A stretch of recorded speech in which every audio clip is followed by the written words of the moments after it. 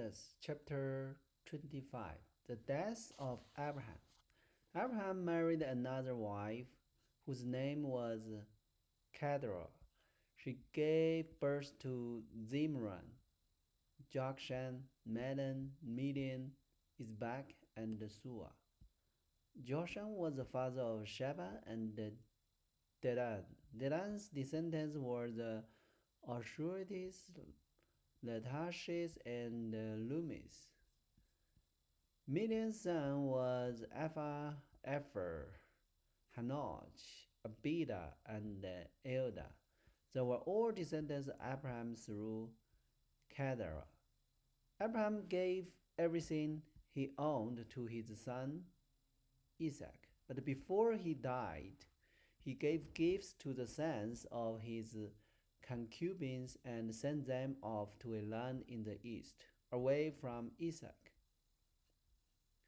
Abraham lived for 175 years and he died at a ripe old age, having lived a long and satisfied life. He breathed his last and joined his ancestor in death. His son Isaac and Ishmael buried him in the cave of Machpelah near Mamre, in the field of Ephraim's son Zorah the Hittite.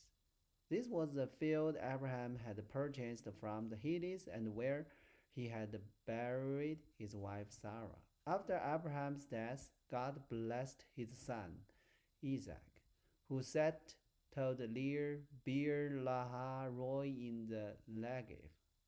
Ishmael's descendants. This is the account of family of Ishmael, the son of Abraham through Hagar, Sarah's Egyptian servant. Here is a list by their names and the clans of Ishmael's descendants. The oldest was Lebiel, followed by Kedar, Adbin, Mibsam, Mishama, Duma, Massa, Hadad, Tema, Jedar, Lachish, and Kadama. These 12 sons of Ishmael became the founder of 12 tribes named after them, listed according to the place they settled and camped. Ishmael lived for 137 years, then he breathed his last and joined his ancestor in death. Ishmael's descendants occupied the region from Haphina to Shur, which is the east of Egypt in the direction of Asher. There they lived in open hostility toward all their relatives. The birth of Esau and Jacob. This is the account of the family of Isaac, the son of Abraham. When Isaac was 40 years old, he married Rebekah, the daughter of Besher the Abraham from Paddan Aram and the sister of Laban the Aramean. Isaac pleaded with the Lord on behalf of his wife because she was unable to have children. The Lord answered Isaac's prayer, and Rebekah became pregnant with twins. But the two children struggled with each other in her wombs. So she went to ask the Lord about it. Why is this happening to me? She asked. And the Lord told her, the son in your womb will become two nations. From the very beginning, the two nations will be rivals. One nation will be stronger than the other, and your older son will serve your younger son. And when the time came to give birth, Rebekah discovered that she did indeed have twins. The first one was very red at birth and covered with thick hair like a fur coat. So they named him Esau. Then the other twin was born with his hand grasping Esau's heel. So they named him Jacob. Isaac was 60 years old when the twins were born. Esau sells his birthright. As the boys grow up, Esau becomes a skillful hunter.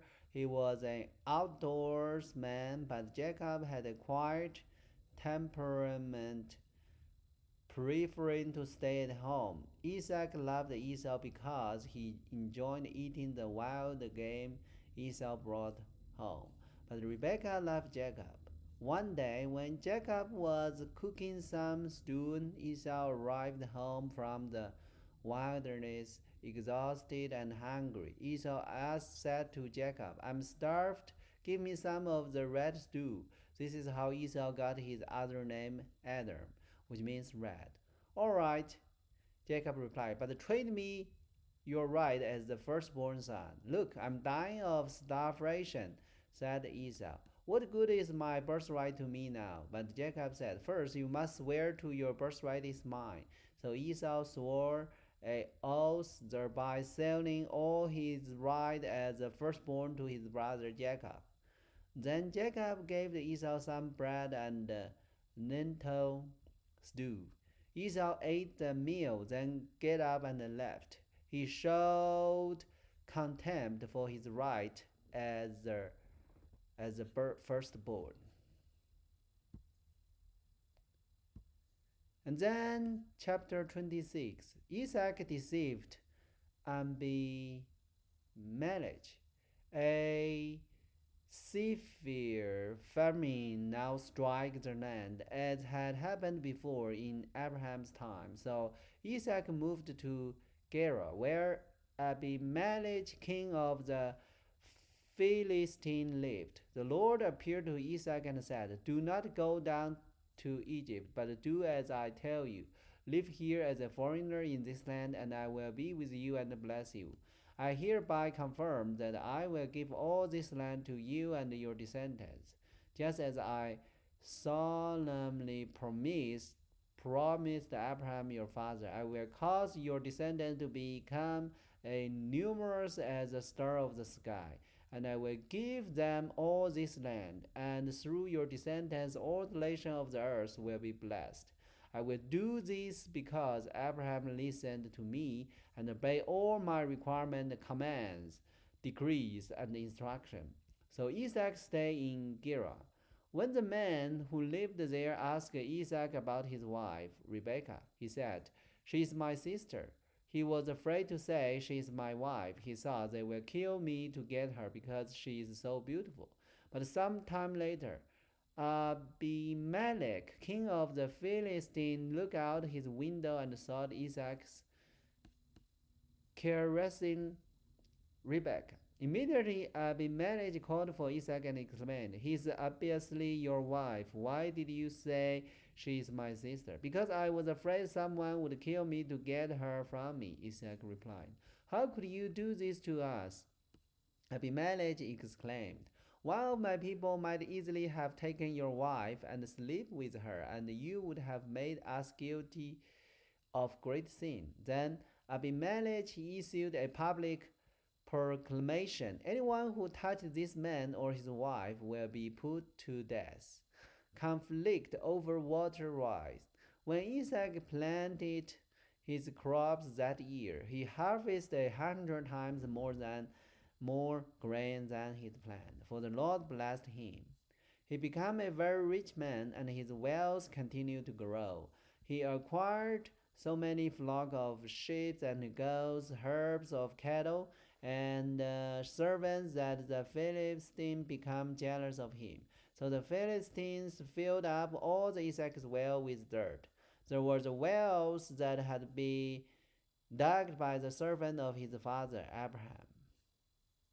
Finally, Abimelech ordered Isaac to leave the country. "Go somewhere else," he said, "for you have become too powerful for us." So Isaac moved away to the Gerar valley, where he set up his tents and settled down.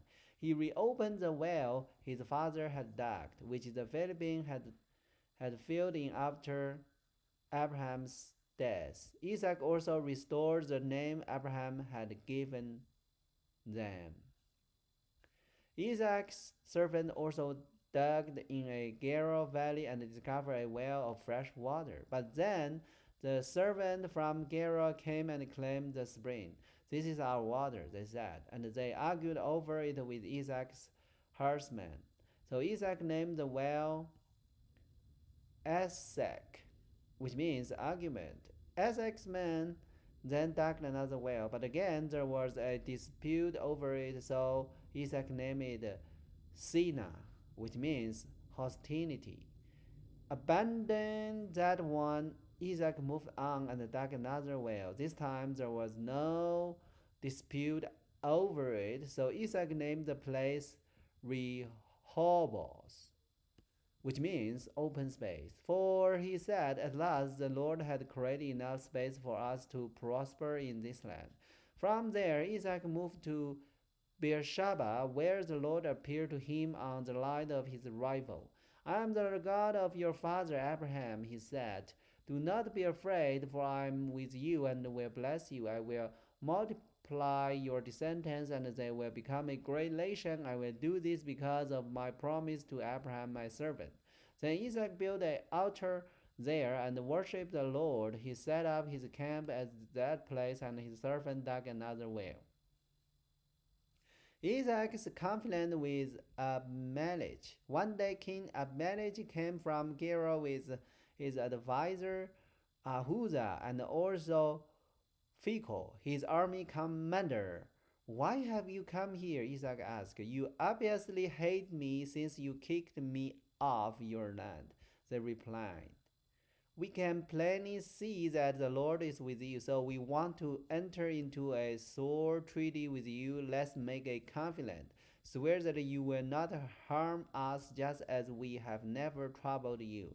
You have always treated we have always treated you well, and we send you away from us in peace. And now look how the Lord has blessed you. So Isaac prepared a confident feast to celebrate the treaty, and they ate and drank together.